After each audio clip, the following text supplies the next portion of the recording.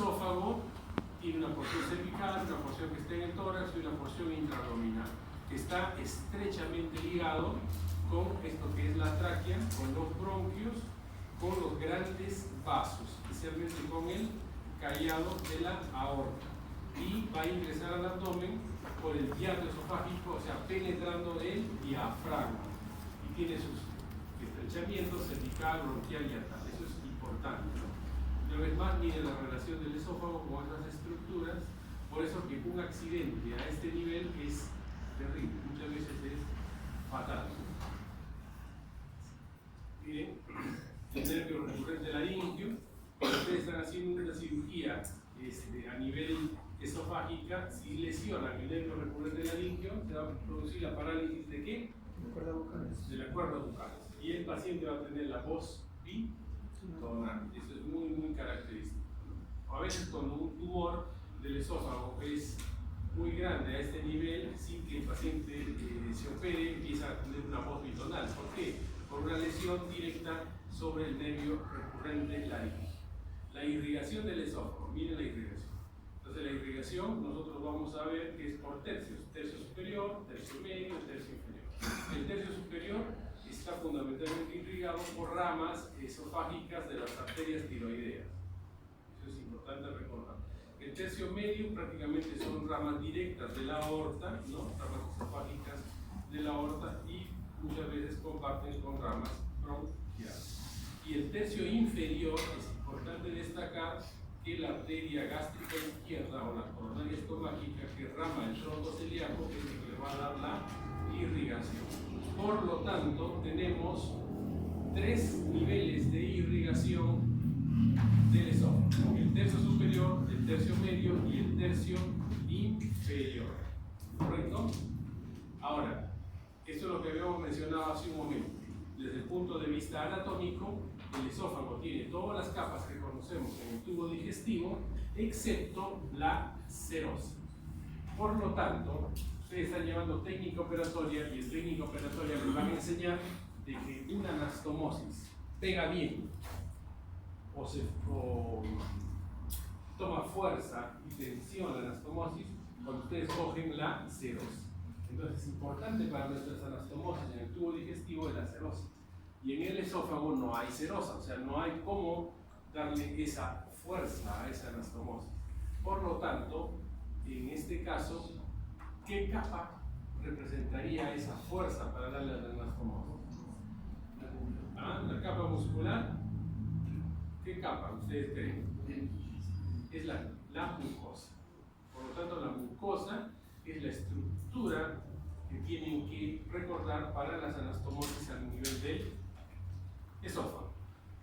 Igual tenemos un complejo ganglionar en el tórax que están íntimamente relacionados tanto con la tráquea, con el esófago, ¿no? Y son prevertebrales, ¿correcto? Todo este sistema. Y la irrigación es muy, el drenaje linfático es muy parecido, ¿no?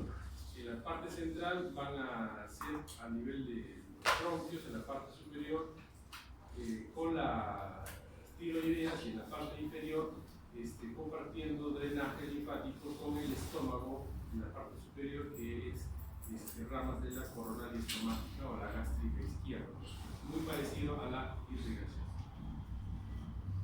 El drenaje venoso, ¿no? El sistema ácidos, ¿no? Semiácidos y ácidos para el drenaje que tenemos que recordar.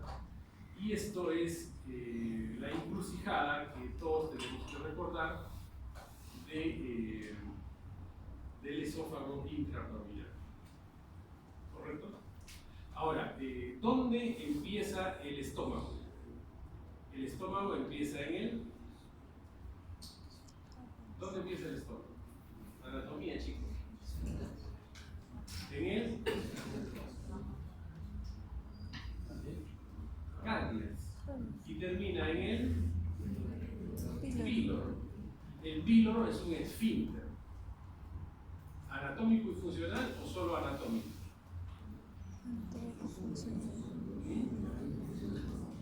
El píloro es un esfínter anatómico y funcional. Es como el ano. El ano es anatómico y funcional.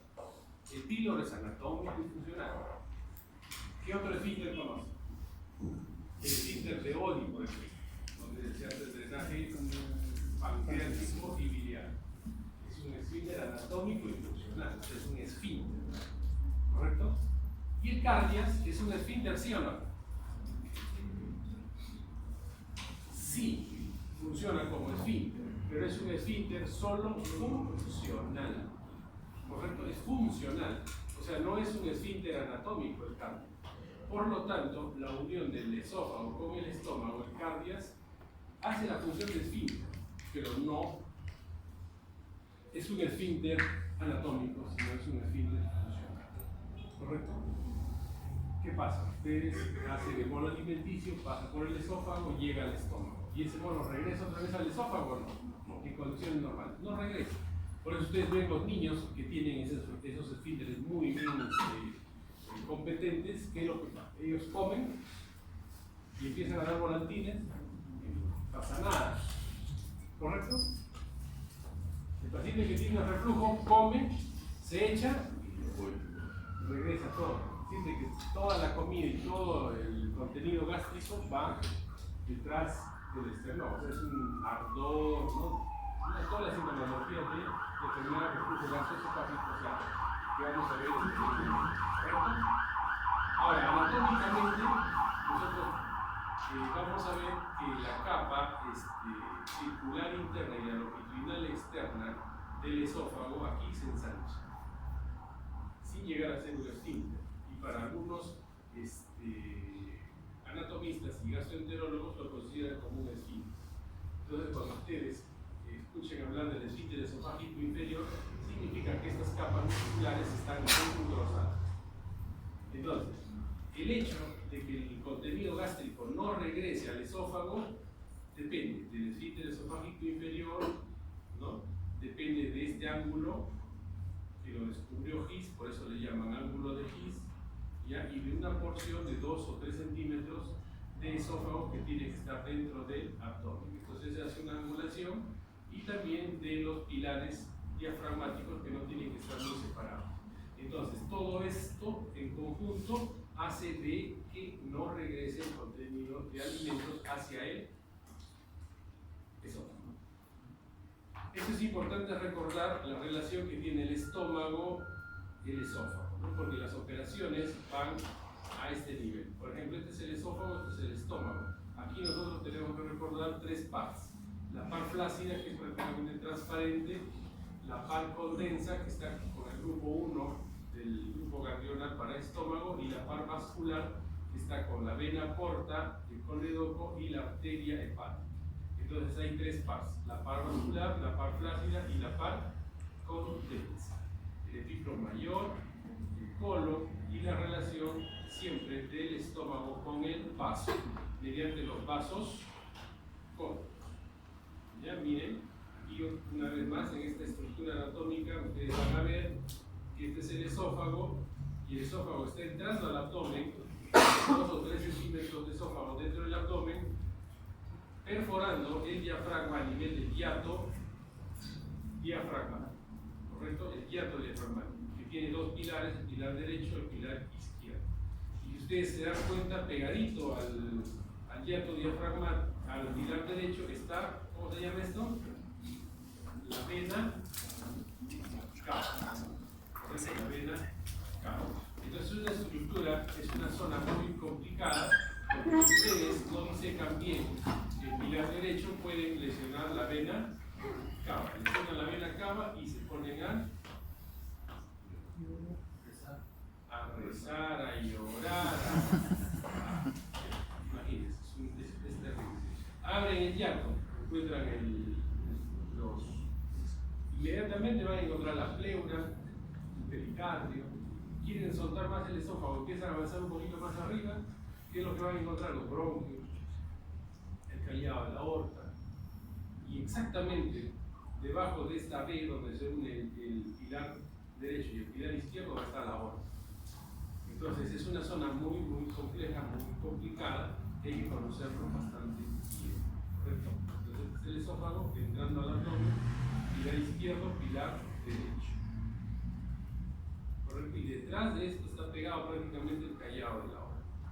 Entonces, es importante conocer esta zona para ver la patología, ¿no? Entonces, ¿qué es lo habitual? Lo habitual es que todo el contenido del estómago, del esófago, llegue al estómago, y aquí está cerrado el píloro, está cerrado el cardias, y se hace la mezcla, ¿no? Y se forma el quimo o el quino. Quimo. Quimo en el estómago, ¿correcto? Y no regresa. Pero si esta barrera se vence por algún motivo, se produce el reflujo. Entonces, este es el diafragma. Miren el diafragma, y siempre tenemos que tener una porción de 2 a 3 centímetros de esófago dentro del abdomen. Y cuando no ocurre esto, se produce la famosa hernia hiatal. Miren aquí. Entonces, ¿qué quiere decir? La causa más frecuente de enfermedad por reflujo gastroesofágico es la hernia hiatal. ¿Qué es la hernia hiatal? ¿Qué es la hernia? Una hernia. Ya llevan ustedes hernia. Una eventación. ¿Qué es una hernia? ¿Han llevado hernias o no? En algún momento de su vida. Hernia. ¿Qué entienden ustedes por hernia? ¿Alguien me puede decir qué es una hernia? La salida de agua. La hernia, por definición, es la salida del contenido intraabdominal por un orificio, un agujero deformado. Eso es la hernia. Sale por el ombligo, el epiglo, el intestino, el colon, es una hernia. ¿Dónde está en el ombligo? Sale por la ingle, igual contenido del abdomen, hernia inguinal. Sale por la zona crural, hernia crural. ¿Correcto? Esa es la definición de hernia. Entonces, aquí, ¿qué es la hernia hiatal? La hernia hiatal es la salida del contenido intraabdominal más próximo, en este caso el estómago, por un agujero preformado o un agujero natural, anatómico, que es el hiato esofágico hacia el tórax. O sea, ya no está en su lugar, sino sube. ¿Correcto? Entonces, esto es una hernia hiatal. La hernia hiatal hace de que ya no exista esa barrera. Por lo tanto, el contenido del estómago inmediatamente va hacia el esófago. Y de esa manera se produce el reflujo gastroesofágico. Entonces, factores que contribuyen a la hernia hiatal, al reflujo, hernia, obesidad, síndrome, todo. Lo más importante, lo que ustedes tienen que nunca olvidarse, la hernia hiatal y la obesidad. El embarazo también. Porque las mujeres a veces cuando salen embarazadas empieza a crecer el embarazo, hacen que hagan una pequeña hernia hiatal y hacen problemas de alma. Termina el embarazo, se acaba el reflujo. Síntomas y signos: dolor, tifo, ardor en el epigastro, retroesternal, sabor amargo, metálico, disfagia, tos seca, dolor de garganta, ronquera, recuperación de los alimentos, sensación de bulto en la garganta. Esta es la sintomatología clásica de la enfermedad del reflujo gastroesofágico que está descrita en la literatura. Pero lo que yo quiero es que ustedes graben algo. ¿Cómo viene un paciente con enfermedad del reflujo gastroesofágico? A ustedes, ¿no? ¿Qué les dice el paciente? Son pacientes que primero tienen la famosa dispepsia. O sea, dispepsia, ¿qué significa? Dificultad cuando come, ¿no es así? Entonces viene el paciente y le dice: doctor, siempre que yo como, termino de comer, siento mucho eructos, siento que me regresa la comida, y como me echo, siento que todo me regresa. Esa es una sintomatología de reflujo. O tienen ardor retroesternal en forma crónica. Entonces son pacientes que comen, tienen que caminar 2-3 horas ahí y después se echan. Son obesos, mucho más. Son pacientes que... ¿Y cómo duermen? Los pacientes duermen echaditos, no duermen echados. Están acostumbrados a dormir semisentados con varias almohadas, o algunos duermen hasta sentados. Yo recuerdo cuando estaba de residente, ya de asistente, y cuando uno no es jefe en el hospital, porque cuando es jefe de guardia, entonces tienes un cuarto para ti solo. Es lo que le digo a los alumnos. Cuando es jefe, cuarto solo. Cuando los asistentes son de A3. Y los residentes, camarotes, de A4. De hombres, de mujeres, lógicamente. De internos también los meten ellos. Pero separados. Entonces, yo era asistente y no era jefe, 3. Entonces llego, asistente nuevo, me echo a dormir y después me despierto y lo veo al otro asistente sentado. Estará rezando. Y me despierto 2 o 3 horas después, porque llaman siempre, doctor, el paciente está evaluado. Seguía sentado. Y amanece y seguía sentado. Y después yo me pregunto, ¿y por qué? No, ves que yo tengo reflujo. Eso tiene que tener mucho cuidado. Otra sintomatología, pacientes que tienen tos. O sea, con tos, o sea, tos crónica. Ya, este es tuberculoso, BK negativo y todo. Asmático. O les mandan ya, esto es por gusto psicológico al psiquiatra. Y no le encuentran. Hasta que a alguien se le ocurre y dice, no, vamos a hacer un nasofío y se ve todo inflamada esa zona por la enfermedad de reflujo. Entonces, también hay pacientes con tos crónica que obedecen a un problema de una enfermedad de reflujo gastroesofágico. O sea, la forma clínica de presentación puede ser variada, pero lo que les digo no falla. ¿Correcto? Ahora, con respecto al diagnóstico, el diagnóstico de la enfermedad por reflujo gastroesofágico es clínico, ¿no? Ustedes tienen que hacer la sospecha clínica. El paciente les va contando todo lo que les he dicho, este es el paciente. Pero ¿cómo corroboran ese diagnóstico de enfermedad de reflujo gastroesofágico? Corroboran con una endoscopía. Le hacen una endoscopía, el esófago inflamado, el esófago rojo, pueden tener esofagititis grado 1, grado 2, grado 3, grado 4, o tener el esófago de Barrett. Entonces están haciendo el diagnóstico endoscópico de una esofagitis por enfermedad de reflujo gastroesofágico. Encima, si tiene una hernia hiatal, pone unión esófago-gástrica. ¿A cuántos centímetros está la unión esófago-gástrica normalmente? Cuando les hacen una endoscopía, de la arcada dental, ellos, los gastroenterólogos, empiezan a lanzar su endoscopio. ¿En cuántos centímetros? Cuando marca ahí ya están en la unión del esófago gástrico, en promedio, ¿no?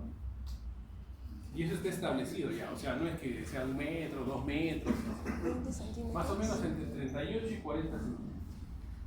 Si están en 38 y 40 centímetros no hay ningún problema, pero si ustedes les ponen el gastroenterólogo unión esófago gástrica en 32 centímetros o 30 centímetros, dicen que esa unión está muy alta, probablemente sea una hernia, ¿no? Entonces hacen el diagnóstico también de hernia y hiatal.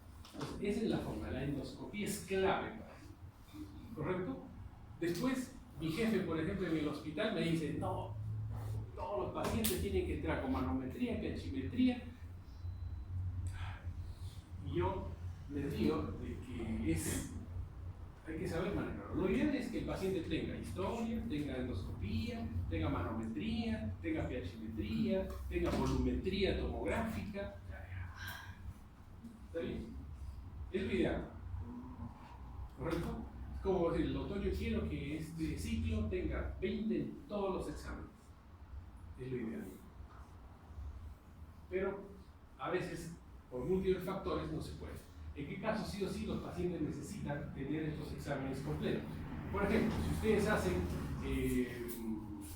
evalúan a un paciente y les dicen, doctor, yo termino de comer, me echo y me regresa todo. Estoy con tos, duermo sentado, con 4 almohadas.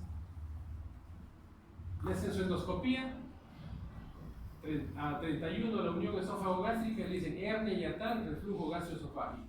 ¿Necesitará algún otro examen ese paciente? No necesita. Suficiente. Pero si tienen un paciente que tiene una esofagitis y la unión esófago-gástrica está a 38 centímetros, miren chicos, preguntas de examen, siempre les recalco, si la unión esófago-gástrica está a 38 centímetros, el paciente tiene pirosis, tiene sintomatología, tiene disconfort,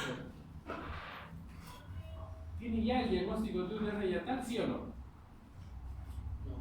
No lo tiene porque dicen, uy, ahora este paciente, ¿qué hace? Ya, a ese paciente le tienen que hacer una pHimetría.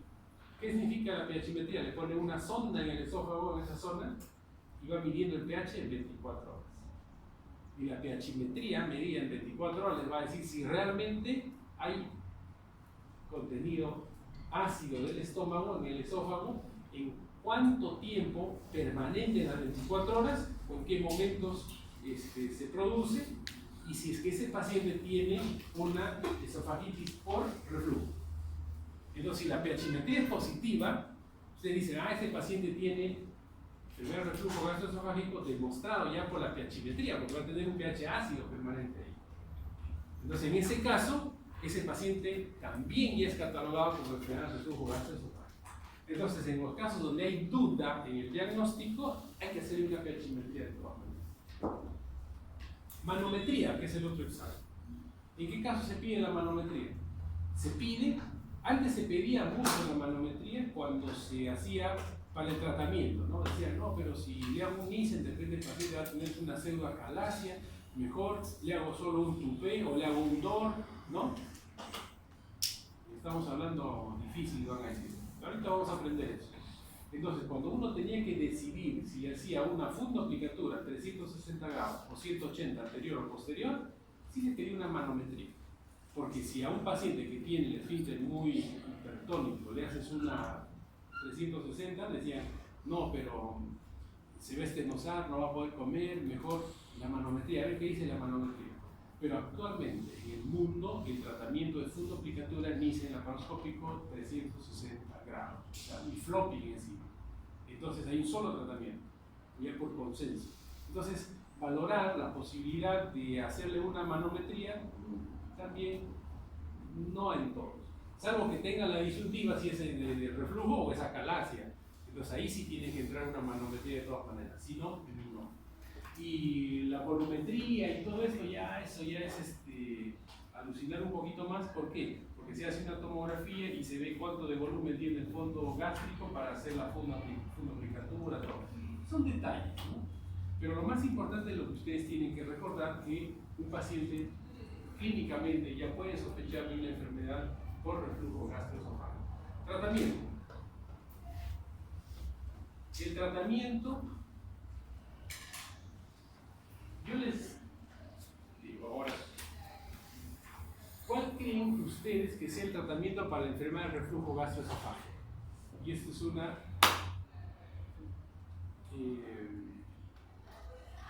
no pelea, pero es una discusión permanente entre los gastroenterólogos y los cirujanos. ¿Cuál creen ustedes que sea el tratamiento para la enfermedad de reflujo gastroesofágico? ¿Tratamiento médico o tratamiento quirúrgico? A ver, levanten la mano los que dicen tratamiento médico. 1, 2, 3, 4, 5, 6, 7, 8, 9, 10, 11, no. El tratamiento para la enfermedad de reflujo gastroesofágico es tratamiento médico. Y eso se lo han tomado bien en pecho, o sea, bien a pecho los gastroenterólogos. El tratamiento de la enfermedad de reflujo gastroesofágico es tratamiento médico. ¿Por qué? Porque estos pacientes responden muy bien a los inhibidores de bomba. A los inhibidores H2 no tanto, pero los inhibidores de bomba sí trabajan muy bien. Ojo, el embarazo, termina el embarazo, se va a la enfermedad de reflujo. Los obesos, ya no los míos mejor, porque después van a decir se me ha prendido, ¿qué me siento adelante?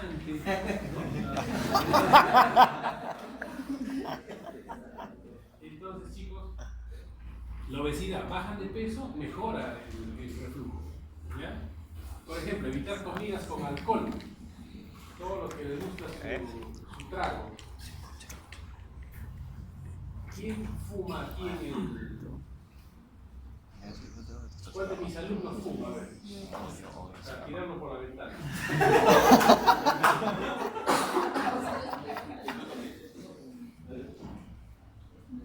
Chicos, miren. Ustedes, yo sé que mi hermano, No, no, yo con el cigarrito, escuchen. Chito. Ya ustedes van a empezar a escuchar que no solamente el cigarro, la nicotina están relacionadas con el cáncer del pulmón, donde hay una relación prácticamente directa, sino con una serie de enfermedades y una serie de alteraciones que ya están demostradas que definitivamente no causan nada bien a los organismos. Al contrario, se van a perjudicar. Cuando son jóvenes y todo no hay ningún problema, pero después ya vienen los problemas de esto. Entonces, hay que tomarlo con pinza. Yo, su valentía, y el ciclo anterior también hubo otra chica correcta que se levantó y dijo: yo fumo, doctor, y ahora le pregunto: ¿y fumas? No, ya dejé, doctor. Bueno, por lo menos algo sirvió el consejo. Entonces, comida picante, bueno, ahí sí, pues el Perú es una... ¿Quién no come picante? A ver, ¿quién no come picante? Todo picante. ¿Por qué?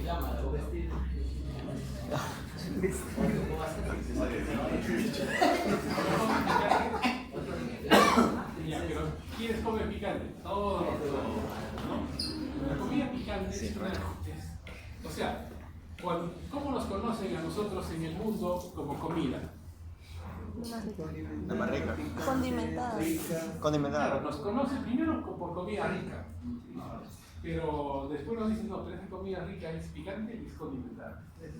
Y no se digiere bien. La gente conoce. Por ejemplo, la comida española, la comida francesa es una comida rica que no te cae bien o te cae mal.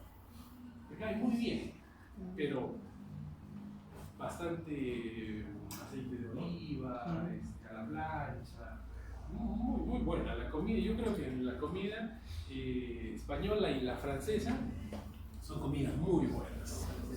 La peruana ni qué decirlo, pero ya con la peruana viene ese detalle, con el ají y los condimentos. Correcto. Pero yo pienso de que un ceviche, si ustedes lo comen sin ají, No ceviche. si se van a comer de vez en cuando, por ejemplo, un Ese es pescadito, no ¿no? le ponen el ají, No. Anticuchos sin ají, sin rocotito. sin rocotito que Claro. Claro, bueno.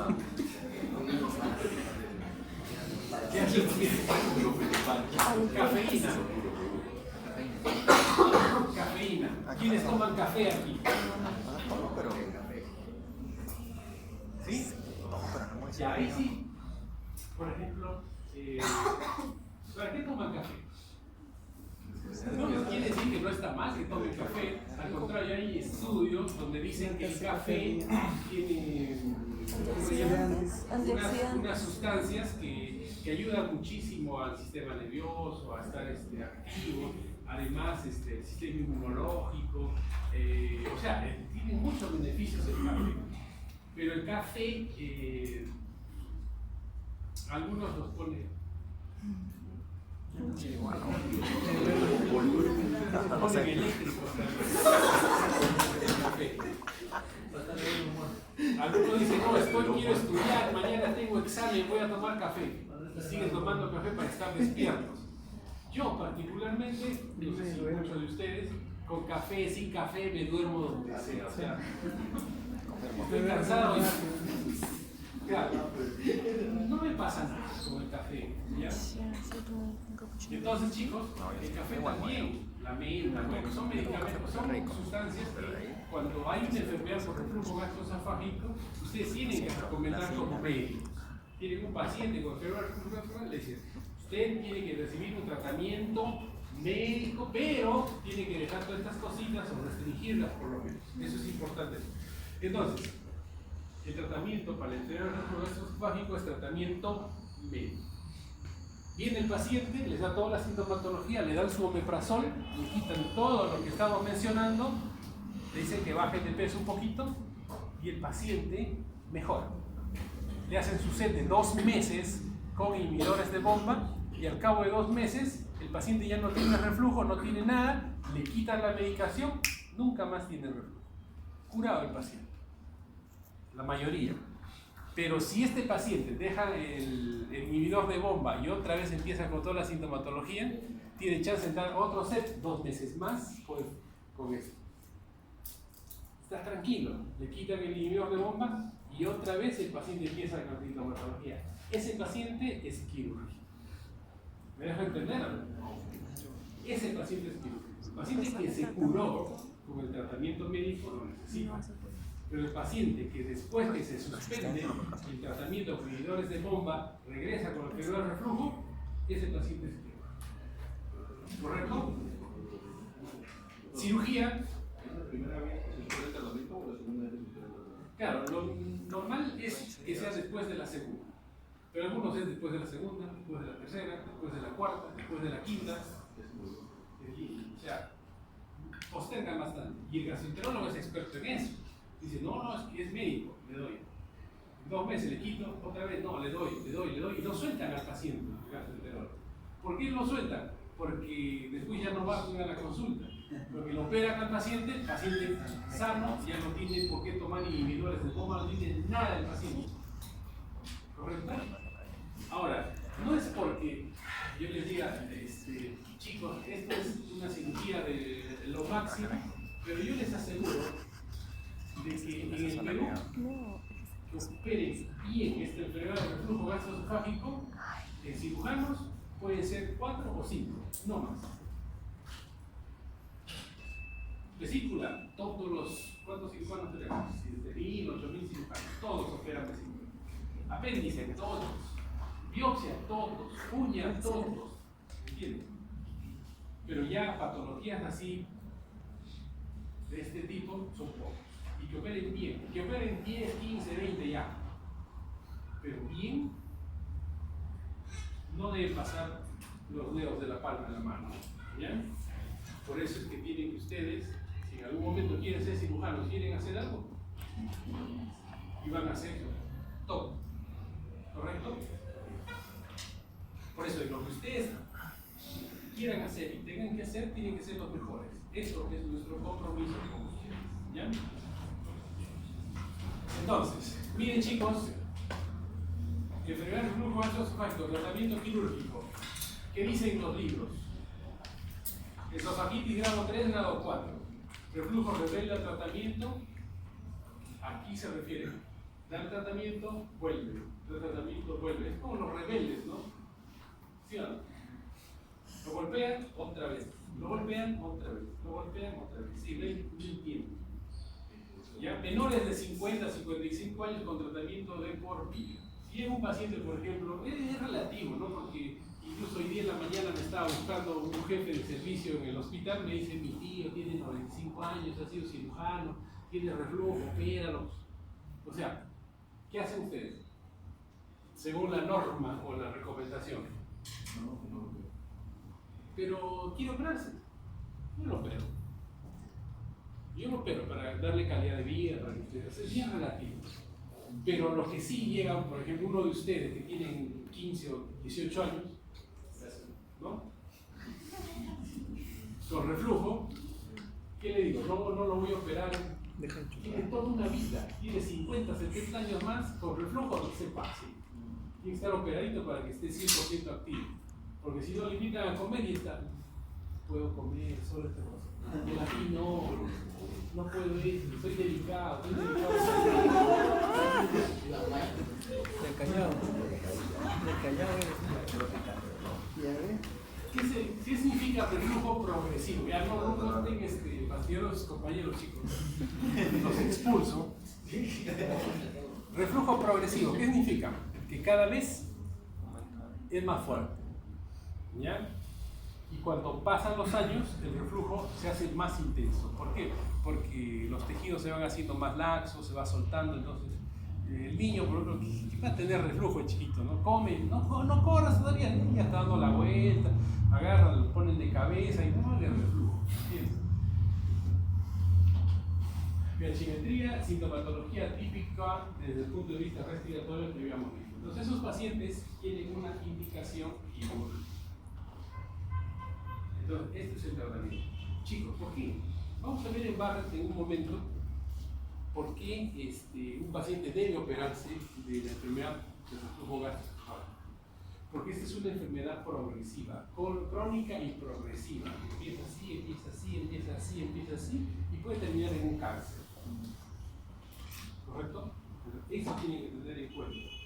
Ahora, esto es lo que comentábamos hace un momento, ¿no? El tratamiento quirúrgico del reflujo es total o parcial, anterior o posterior con elongación de esófago. Miren, total o parcial, ¿qué significa? Dar la vuelta completamente. Entonces, ¿en qué consiste la cirugía? Vamos a tratar de compartirles algunos videos.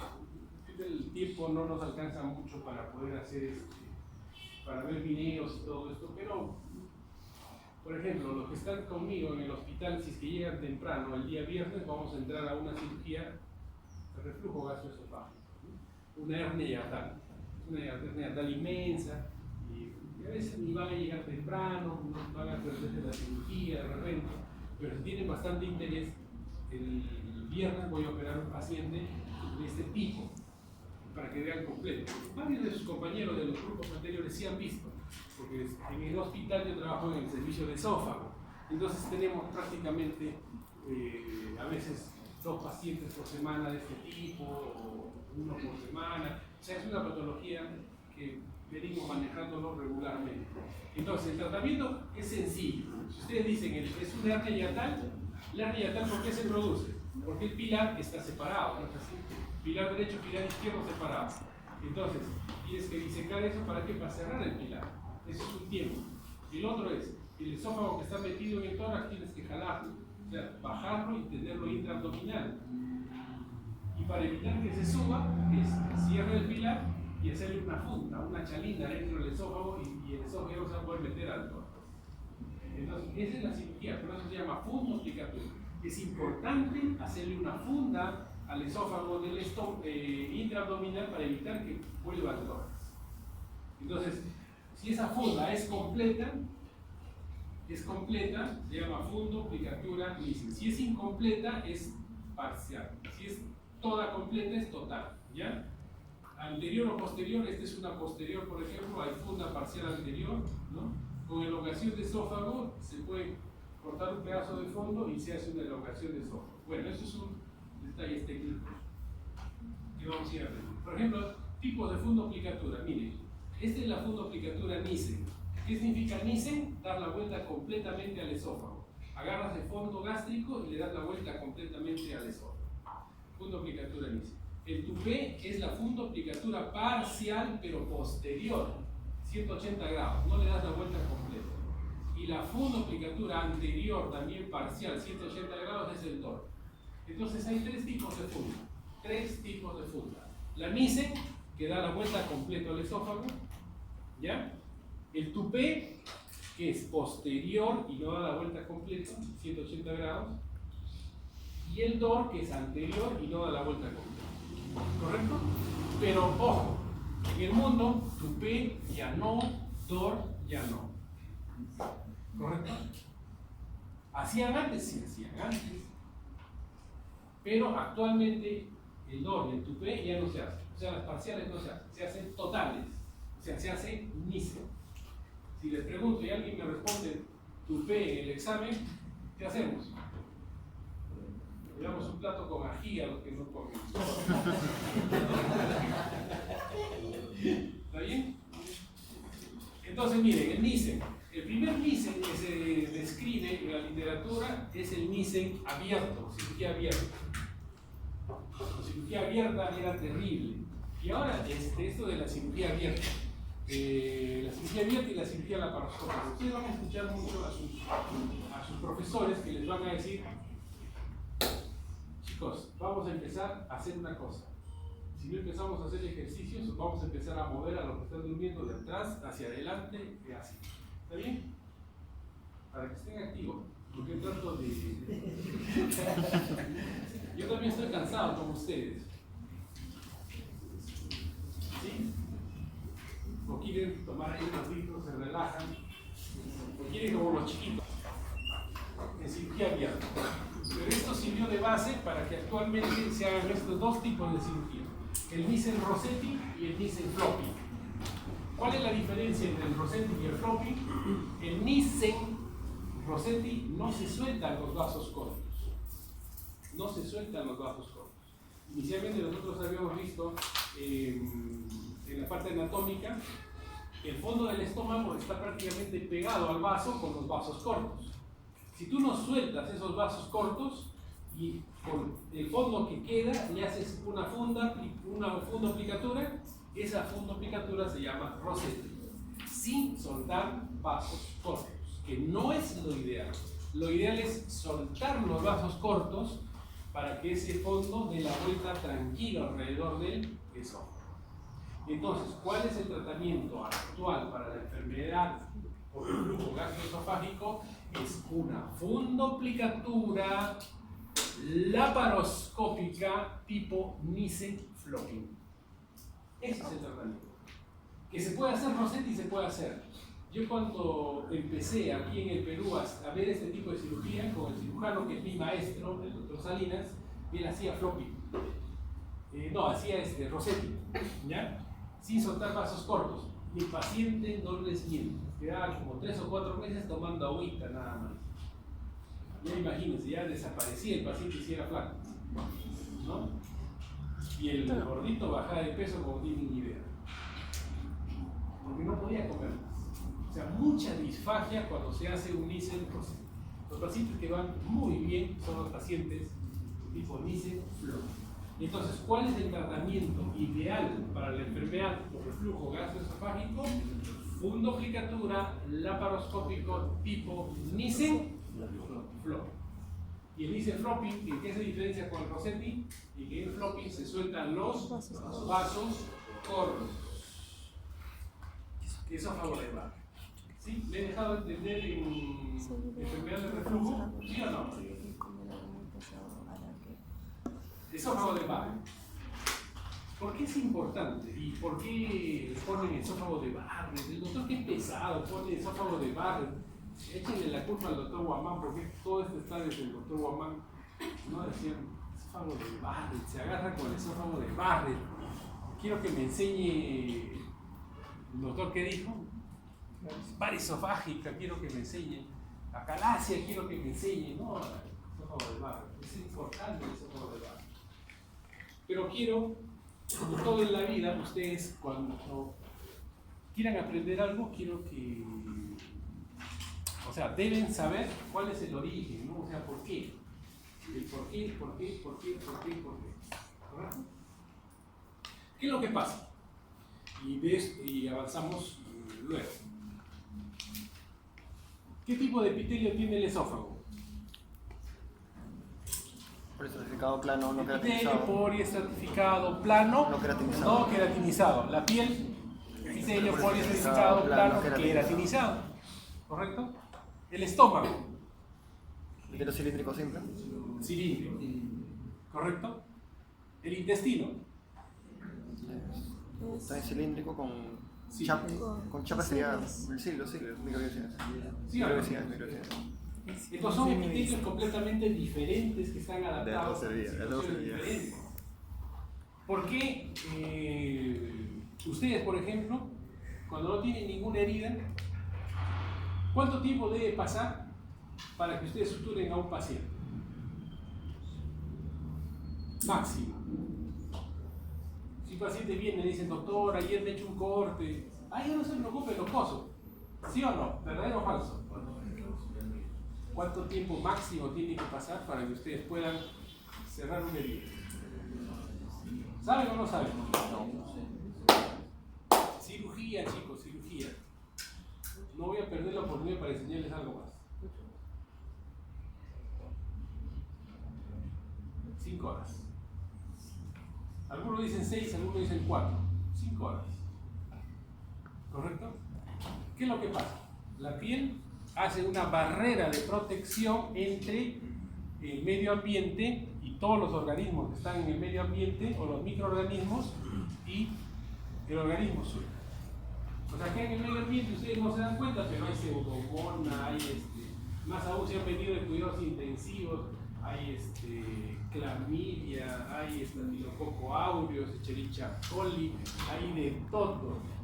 Y estos bandidos se ven en otro sitio, entonces imagínense, ya vieron las hormigas. Entonces, hay de todo tipo de gérmenes. Si se hace una herida, eso se llama solución de continuidad, se abre la herida. Y los gérmenes, ¿qué es lo que hacen? Ingresan. Por eso es que una mordedura de perro, que está muy contaminada la boca del perro, y más del humano, el humano tiene la boca más contaminada que la del perro, mordedura de humano, perro, gato, no se debe cerrar. ¿Por qué? Porque los gérmenes están inoculados directo a la herida.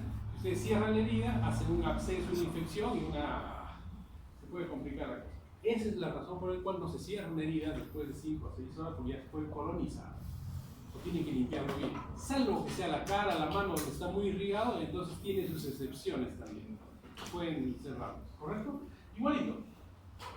El epitelio del esófago, polisaccharado plano queratinizado, está acostumbrado ¿a qué? A recibir el bolo alimenticio, transportarlo y llevarlo al estómago. Pero cuando empieza el reflujo, o sea, regresar el contenido ácido del estómago hacia el esófago empieza a reaccionar. ¿Por qué? Porque ese contenido ácido sí va al intestino, ¿no es así? Va al intestino. El intestino sí está acostumbrado a recibir ese tipo de contenido del estómago, ácido. Entonces, ¿cuándo ocurre el esófago de Barrett? Ocurre cuando se revelan las células del esófago. Y dicen, un ratito, me están lanzando ácido, entonces yo cambio de células, empiezo a cambiar de células. Entonces las células empiezan a cambiar del esófago, ¿ya? Y esto es lo que se llama la famosa metaplasia intestinal. O sea, son células parecidas al intestino donde sí va ácido, que empiezan a aparecer arriba. Entonces, eso es el esófago de Barrett. Es un acondicionamiento del esófago al ácido que va ingresando de forma crónica hacia el esófago. Ese es el esófago de Barrett, es una metaplasia intestinal. ¿Correcto? Entonces, ¿qué es el esófago de Barrett? Es una condición adquirida en la cual el epitelio, que ya ustedes han mencionado, es reemplazado en cualquier extensión por un epitelio de tipo columnar metaplásico. Por lo tanto, es una metaplasia intestinal el esófago de Barrett, condicionado o resultante a la enfermedad por reflujo gastroesofágico. Lo mismo que hemos explicado, ¿sí o no? ¿Ya? Entonces, miren, empiezan a ver esas imágenes del esófago de Barrett, ¿correcto? Esas imágenes para el esófago de Barrett. ¿Ya? El esófago de Barrett puede ser esófago de Barrett corto, esófago de Barrett largo, 3 centímetros, los que tienen 3 centímetros a más, esófago de Barrett largo, corto, menos de 3 centímetros, y el esófago de Barrett intracardial son los más difíciles de diagnosticar porque es una línea nomás alrededor del cártex. Epidemiología, bueno, un poco de epidemiología para que ustedes puedan ver, ¿no? Qué porcentajes de todas las endoscopías, en las autopsias, ¿no? La etiología es el reflujo ácido, ¿no? El reflujo ácido fundamentalmente, el rol de la bilis, ojo, no puede ser solo del ácido del estómago, sino también del jugo biliar, efecto de los ácidos, y miren aquí. Esófago normal, luego hay una metaplasia columnar transitoria y luego viene la metaplasia intestinal, y aquí ya estamos haciendo el diagnóstico de esófago de Barrett. Y después de esta metaplasia intestinal viene la displasia y el cáncer. O sea, es una progresión. Por eso es que esos pacientes tienen que operarse. ¿Se dan cuenta? Es una secuencia. ¿Ya? Entonces, epitelio esofágico normal al columnar. Miren los cambios, ¿no? Es potencialmente reversible. ¿Qué quiere decir? Si ustedes tienen un paciente donde todavía está en epitelio columnar y lo operan, regresa el esófago normal. Potencialmente reversible. ¿Ya? De metaplasia columnar es muy rápido, esta metaplasia columnar va a la metaplasia intestinal. Cuando llega a la metaplasia intestinal, están haciendo el diagnóstico del esófago de Barrett. Aparecen las células caliciformes, esófago de Barrett. O sea, no es muy difícil hacer el diagnóstico de esófago de Barrett. El patólogo hace una biopsia, o sea, el gastroenterólogo la biopsia, manda endoscopía al patólogo, el patólogo ve células caliciformes en esa biopsia, esófago de Barrett. ¿Correcto? Esófago de Barrett.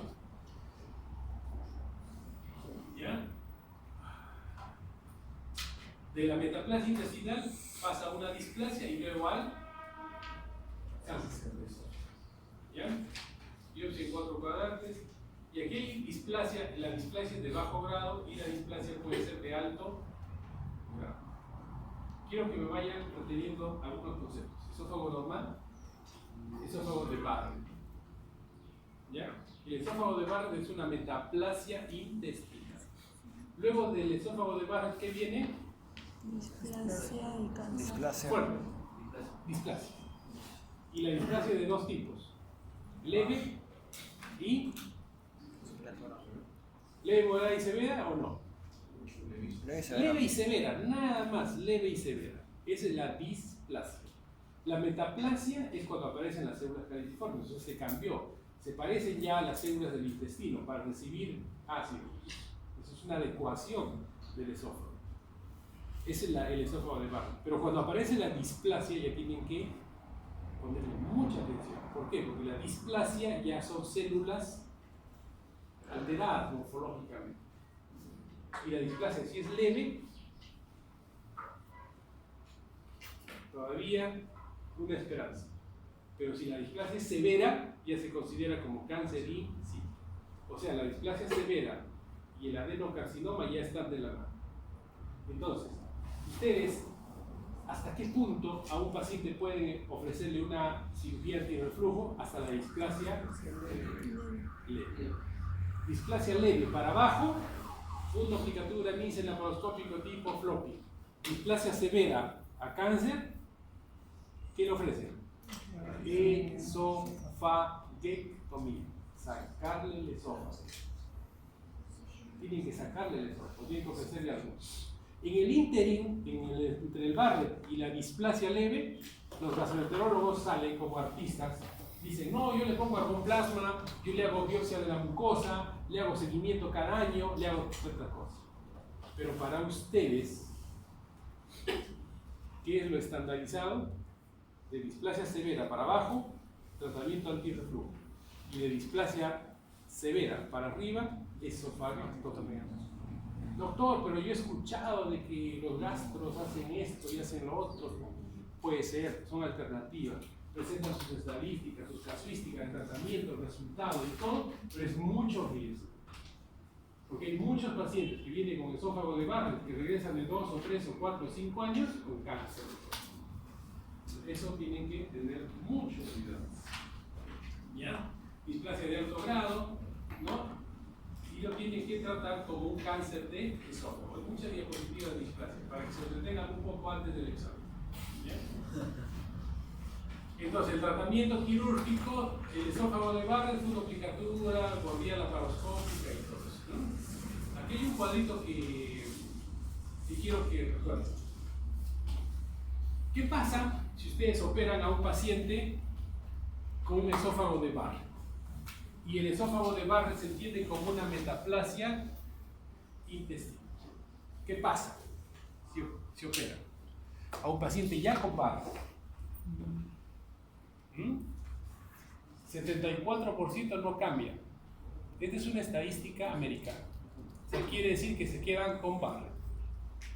17% regresión parcial. Puede llegar a esofagititis grado 4, por ejemplo. 4% regresión completa. Esófago normal. Y 9% progresa. ¿Qué quiere decir? Que a pesar del tratamiento pueden haber algunos que llegan a la displasia leve, moderada o leve severa y cáncer, ¿no? Es un porcentaje del 9%. Esto es lo que nos muestran las estadísticas mundiales. ¿Qué es lo que nosotros hemos visto en la experiencia que no es muy abultada? Porque cuando yo estuve en Estrasburgo haciendo este tipo de cirugía con Dalmash, que en ese momento tenía como 6.000 cirugías de este tipo de antirreflujo. En ese momento, este cirujano Dalmash tenía unas estadísticas formidables, ¿no? No tengo ese número de Dalmash, no recuerdo tampoco cuántos debo haber operado, pero en la experiencia que nosotros tenemos, y ese es un problema de todo médico, un cirujano de Latinoamérica en general, que sus estadísticas no están muy bien cotejadas y ustedes saben que el nivel de evidencia más bajo es el que uno dice yo sí, yo hice esto, mi experiencia, que no sé qué, ¿entiendes? O sea, no hay. Pero lo que sí les puedo comentar es que la mayoría de pacientes que yo he operado con esófago de Barrett, de 10 por lo menos regresionan a esófago normal 8. 80%, o sea, no cuadra mucho con este tipo de estadísticas. O sea, los resultados para nosotros es diferente. Pero bueno, eso tendríamos que documentarlo y tratar de sacar una casuística y una estadística real que no hay en el Perú. Porque como les vuelvo a repetir, cirujanos que hacen este tipo de cirugía bien no son muchos. Entonces, y hay algunos también que operan esto y dicen que operan mejor de lo que hacen. Entonces, ¿cómo le creemos también, no? Pero bueno, parte de las cosas que tienen que ustedes aprender poco a poco. ¿Ya? Y entonces, miren acá, ablación de la mucosa, y hay una serie de, bueno, este es un video que les presentaba siempre de la cirugía de reflujo. ¿Correcto? Ahora vamos con la neoplasia de esófago. ¿Tenemos tiempo todavía? Sí, sí tenemos tiempo. Neoplasia de esófago. No, traigo unas cascarizas, es más. Traigo una asistencia de una vez. Oh, perdón. ¿Ya? ¿Ya?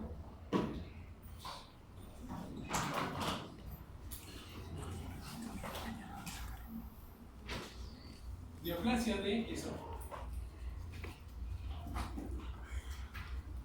Miren aquí, el carcinoma epidermoide es la neoplasia del esófago más frecuente en el mundo, eso es cierto. La incidencia es bien variada, miren. En el Perú, como estamos, en Chile, en Estados Unidos, en la China, ¿dónde hay más neoplasia de esófago? China, ¿no? En Perú estamos en 1.2. El adenocarcinoma se diagnostica cada vez más. Ahora miren, aquí vamos en forma práctica. 3 tipos de patología neoplásica del esófago. Ustedes tienen que recordar. ¿Qué tipo de epitelio tiene el esófago? Plastificado, plano, ¿no? Ya, ese tipo de epitelio, ¿qué cáncer les da?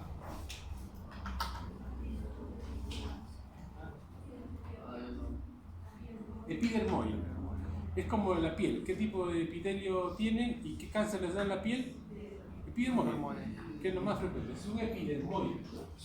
¿Correcto? Entonces, en el esófago solo habría cáncer de epidermoide, ¿no es así? Eso no es completamente cierto. Es más frecuente, sí. El cáncer, si apareciera en las células mismas de la mucosa del esófago, sería un cáncer de epidermoide por el tipo de células que tiene la mucosa del esófago, ¿correcto?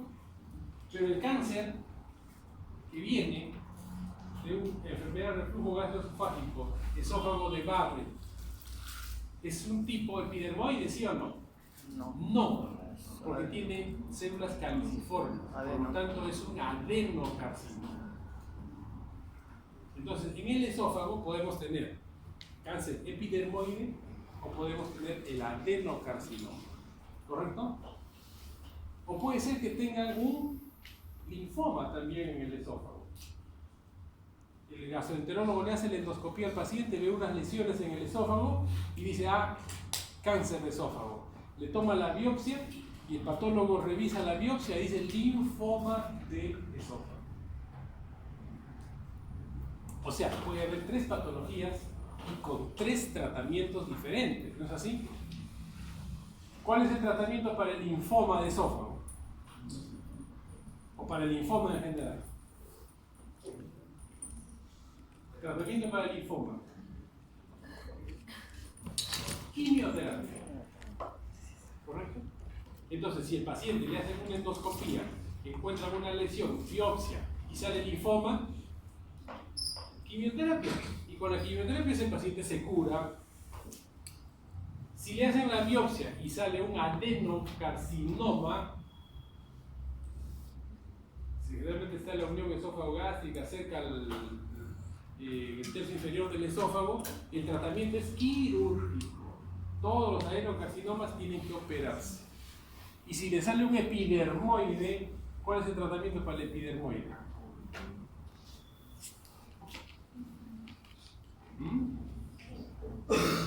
El tratamiento para el epidermoide es radioterapia.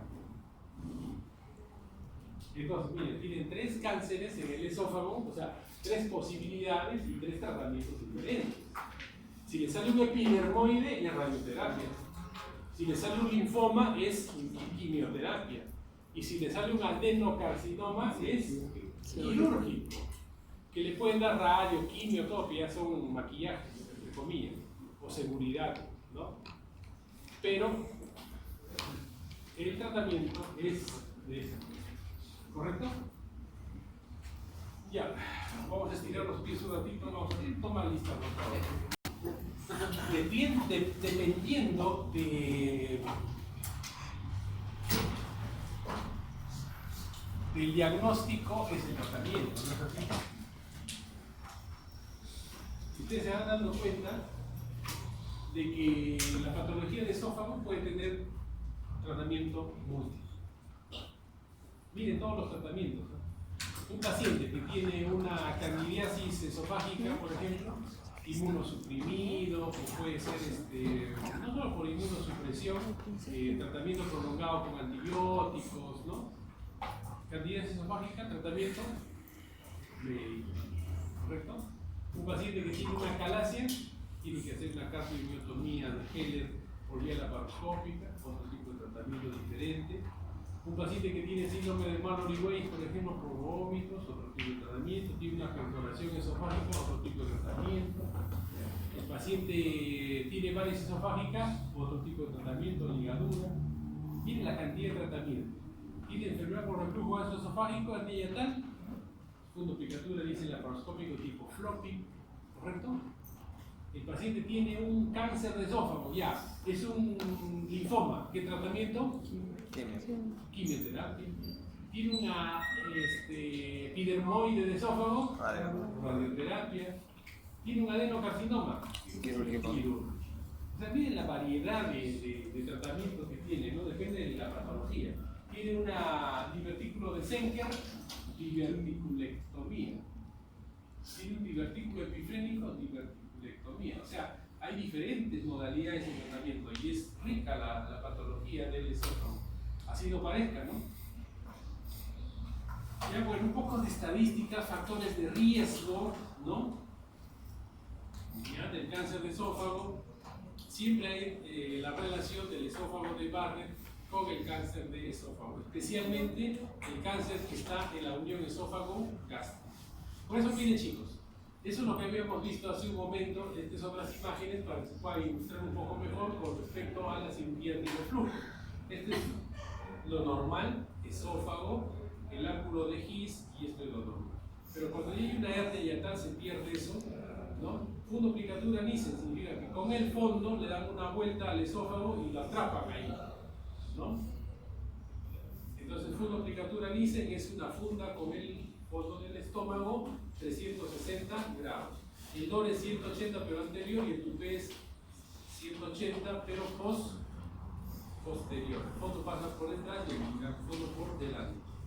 ¿Ya? Miren, síntomas.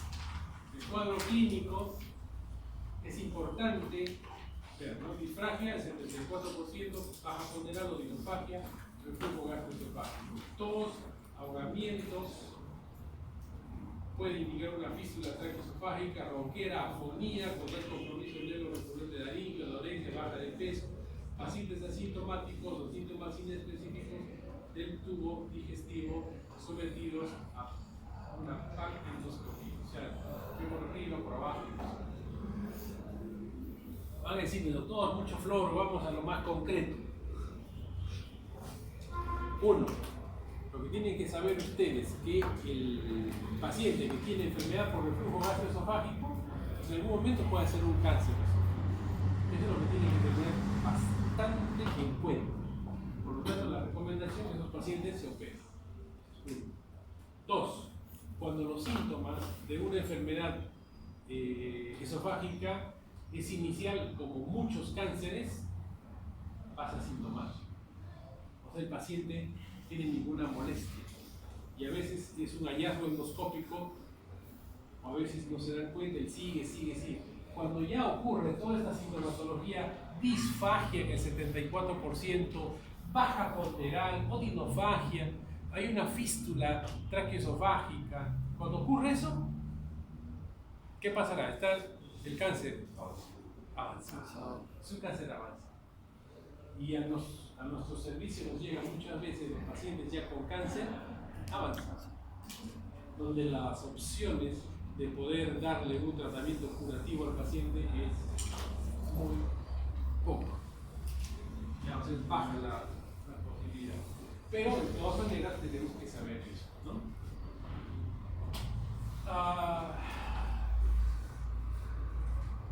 Yo creo que esto tenemos que ir mirando un poco y modernizando todo, ¿no? Pero todavía en los libros y todos nos hablan de la radiografía contrastada de esófago.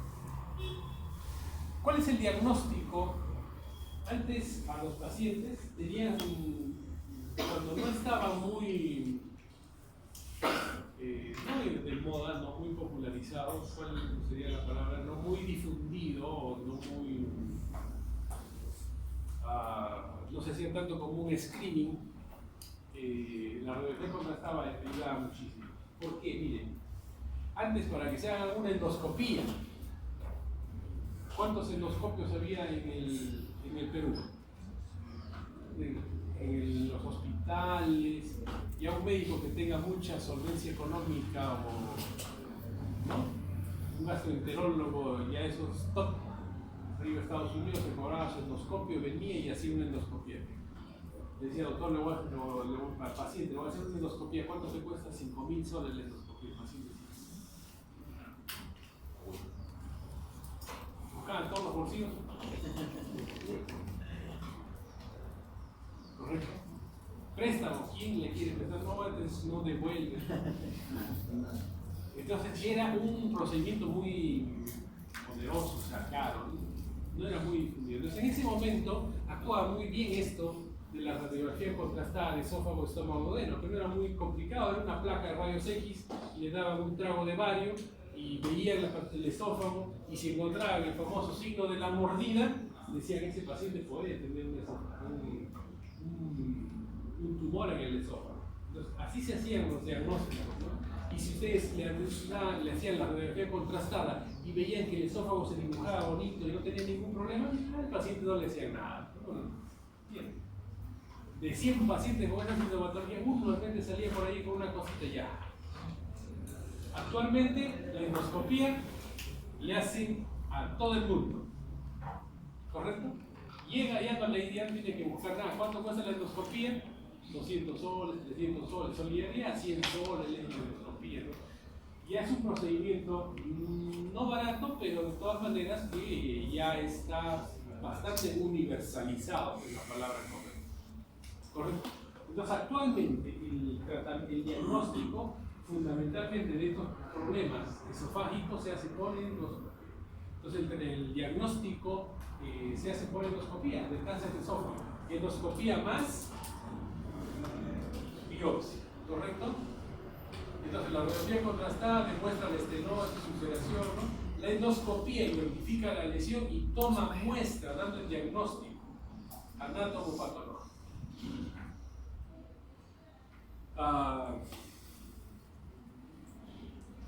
Hace unos meses, familiar de una secretaria de la clínica me dice, doctor, ¿sabe qué? A mi abuelito le han diagnosticado un cáncer, no recuerdo si era de la unión del esófago con el estómago, o del esófago, o del estómago, no recuerdo bien. Me dice, doctor, ¿sabe qué? Le han dicho que tiene un cáncer. Y verdad, trae su endoscopía, decía cáncer, ¿no? Lesión proliferativa, tal, ¿no? De tanto a tanto, compatible con MM de esófago, imagínense. Listo, entonces hospitalizamos todo. Revisión de lámina. Siempre en los hospitales grandes piden revisión de lámina, o sea, la lámina de la biopsia Lo revisan. Y cuando revisan, era un linfoma.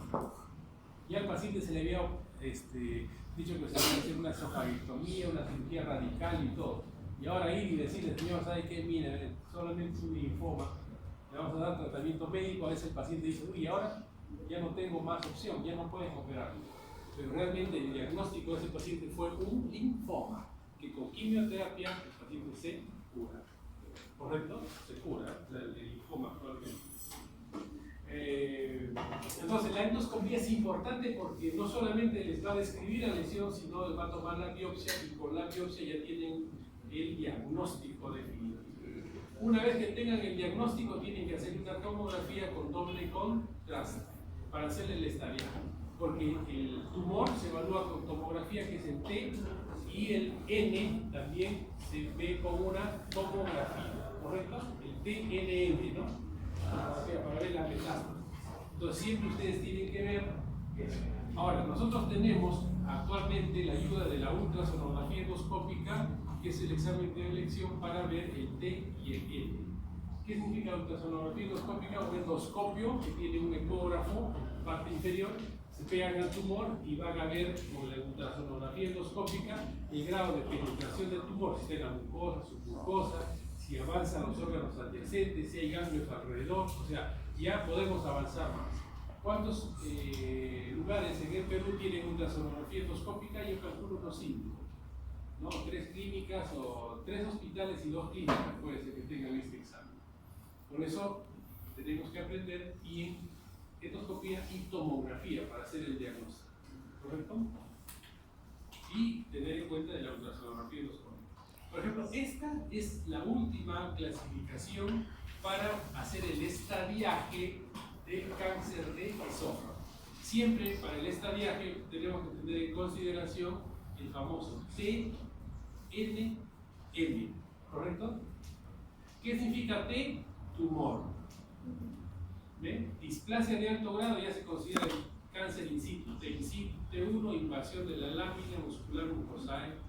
T2, a la muscular propia. T3, invasión a la adventicia. T4A, T4B, miren, hasta la aorta, cuerpo vertebral, está. Este es el T. ¿Qué quiere decir? Que el tumor empieza en la mucosa y empieza a penetrar en todas las capas. ¿Correcto? Ese es el T. El N son los ganglios. 1, 2 positivos, N2, 3 a 6 ganglios regionales positivos. Va a empezar el partido del Real Madrid. M0, M1, metástasis a distancia y si no hay metástasis a distancia. Es el famoso TNM. ¿Correcto? Ahora han agregado esto, el grado histológico. G1, G2, G3, G4. Bien diferenciado, moderadamente diferenciado, pobremente diferenciado, indiferenciado. ¿Por qué? Porque no basta con hacer el TNM, sino ver el grado histológico. ¿Por qué? Porque de acuerdo a esto nosotros vamos a ver el pronóstico del paciente. Porque no es igual que tenga, por ejemplo, un paciente un T1, N1, M1 con un G4. O que tenga un G1. ¿Por qué? ¿Cuál es más agresivo? ¿El bien diferenciado o el indiferenciado? El indiferenciado es el agresivo. ¿Y el bien diferenciado? El bien diferenciado es un cáncer de evolución lenta. O sea, te va a matar, pero lentamente. ¿Y el indiferenciado qué? Te estoy hablando en palabras sencillas. Te va a matar, pero en una. ¿Ya? Es como por decir, ¿cómo quieren morir ustedes en este ciclo? Lentamente. En una. Depende cómo se porte. Entonces, chicos, miren, y acá es otro concepto para todos los cánceres que ustedes tienen que tener en cuenta. Si un cáncer es bien diferenciado, generalmente este cáncer bien diferenciado le da a las personas de 60, 70, 80 años, porque ya es parte de las alteraciones celulares de la edad avanzada. ¿Ya? Por eso los pacientes tienen que ir chequeándose, ¿no? O sea, su endoscopía, colonoscopía, sus controles, todo, a partir de una edad determinada. ¿Ya? Y esto ya está establecido. Mamografía cuándo, endoscopía cuándo, colonoscopía cuándo y todo eso. ¿Ya? Bien diferenciado. O sea, los pacientes, por ejemplo, mi abuelito tiene 80 años y ya encontró un cáncer de estómago, lo más probable es que sea un bien diferenciado. Mi primo, mi prima, le han encontrado un cáncer en el estómago, tiene 35 años. Los más frecuentes son los indiferenciados. Entonces, miren, los cánceres que se producen en la población joven son los indiferenciados, los más agresivos. Por eso que los pacientes, cuando ya 70, 80 años tienen un cáncer, les operas y todavía 90, 100, 110 llegan, ¿no? Pero los jóvenes con cáncer es terrible, es terrible. Por eso hay que tener en consideración eso, porque la estirpe celular en las personas jóvenes son generalmente indiferenciados y las personas de edad avanzada son los indiferenciados. No es la regla, pero es lo más frecuente. Esa clasificación en este año debe tener sus frutos porque más o menos esto va cada 5 años. Este resultado es del pronóstico, de la sobrevida de los pacientes. Por ejemplo, estadio 0, T in situ, esofagectomía. ¿Sí o no, chicos? Es una esofagectomía que han hecho a un paciente con displasia de alto grado. ¿Sí o no? Claro, la displasia de alto grado se considera como un estadio 0, o sea, un cáncer in situ. Sobrevida, mayor del 95%, 100%. ¿Qué quiere decir? Que si se opera ese paciente y tiene una displasia de alto grado, ¿cuál es su sobrevida? 100% a 5 años. Pero como en medicina nunca se van a atrever a poner el 100%, mayor del 95%. Pero yo les puedo casi asegurar que están curados esos pacientes. Son los pacientes que están curados. Doctor, disculpe, dice menor de 95. Sí, cámbiale la flecha.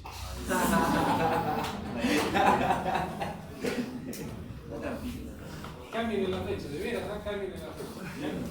Porque no tiene sentido, porque sería todo. Claro. Es mayor del 95. Y mire, ya es una buena observación, pero que ya también me la hicieron y hasta ahora no cambio, entonces tengo que cambiar el. ¿Está bien? A ver, pero está la grabación. Ya, chicos, estadio 0, T1, N0, esofagectomía, sobrevida entre el 50 y el 80% a 5 años. Estadio 2A, 2B, T2, T3, T1, T2, N1. Esofagectomía más quimioterapia neoadyuvante. Si es que es un 2A, sobrevida del 30 al 40% a 5 años. Si es un 2B, de 10 al 30%. Correcto, está clarísimo. Y ojo con este cuadro. Este cuadro es importantísimo. ¿Ya? Estadio 3. Quimioterapia más, si se pueden hacer la restricción, es paliativa. O sea, no le van a ayudar mucho al paciente. Y miren la sobrevida. Un menos del 1%, acá sí aplica el menos del 1%. Estadio 4. ¿Qué quiere decir? Que esto va directamente proporcional al estadio. La sobrevida va directamente proporcional al estadiaje. Por eso tiene que hacer un buen estadiaje. El estadiaje se hace en dos etapas. El estadiaje clínico, o sea, prequirúrgico, con la endoscopía, tomografía. Pero el estadiaje más importante es el estadiaje patológico. Cuando el patólogo tiene la pieza corta y sabe exactamente hasta dónde va y cuántos ganglios tiene y si hay metástasis y todo. Ese es el estadiaje más importante. Entonces, esto va en función al estadiaje quirúrgico. Miren, el situ van avanzando, ¿ya? Se tiene que hacer una tomografía y ultrasonografía endoscópica para el plan de trabajo de todas maneras, ¿ya?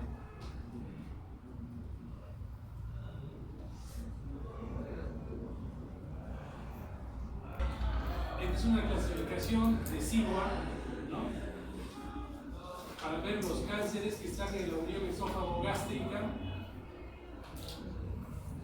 Tratamiento quirúrgico sigue siendo el tratamiento más efectivo para los tumores de esófago. El tratamiento quirúrgico,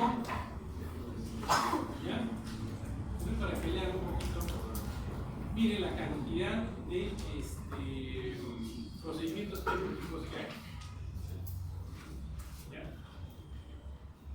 Para que tengan una idea, antes la cirugía de esófago era cirugías en 2 tiempos, en 3 tiempos. ¿Qué significaba? Por ejemplo, tenía un cáncer en el esófago medio, ¿no? Y le decía, no, el primer tiempo es hacerle una esofagostomía. Entraban y le hacían la esofagostomía. Segundo tiempo, entraban a sacarle la parte del esófago. Seguía con la esofagostomía, sacaban este. Tercer tiempo, hacían la transposición colónica, la transposición del tubo gástrico y hacían el tratamiento definitivo. Entonces, así era antes. Cirugía en 1 tiempo, cirugía en 2 tiempos, cirugía en 3 tiempos. Un tiempo, ¿qué significa? En 1 le hago todo. En 2 tiempos, en 2 le hago todo. En 3 tiempos, en 3 le hago todo. ¿Correcto? Entonces, empezaron con la cirugía de esófago con 3 tiempos. Primero el cuello, después así y así. ¿Ya? Entonces Lewis hacía una laparotoracotomía derecha, o sea, abría el abdomen y el tórax por el lado derecho y hacían el tratamiento. Después había de Maquero, de Pinotti, ¿no? Esofagectomía transdiafragmática. El doctor Guamán, por ejemplo, hacía esta técnica, ¿no? De Pinotti, transdiafragmática, ¿ya? Que aprendió en Brasil con este maestro. Entonces, eso es lo que hace. Mira, la esofagectomía transmediastinal o transdiafragmática es la que hacía el doctor Guamán.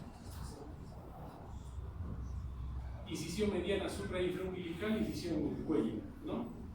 Se abría el diafragma. ¿Ya? Y se mostraba toda esa zona, ¿no? La pleura y todo. Entonces el tumor, ¿no?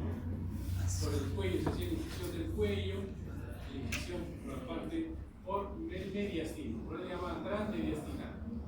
¿Correcto? Ok. Miren, se ponía acá y era bastante manual, ponía su gasita y todo. Tenía que tener una idea completa de esta zona. ¿Correcto? Miren, este es un tubo gástrico que se asciende por el mediastino posterior para tratar esto. Ya nos hemos pasado 2 minutos, chicos, miren. Esta es una cirugía paliativa donde se deja el esófago y se hace el tubo gástrico por vía anterior. Entonces, esta es una cirugía llamada cirugía de doble tubo.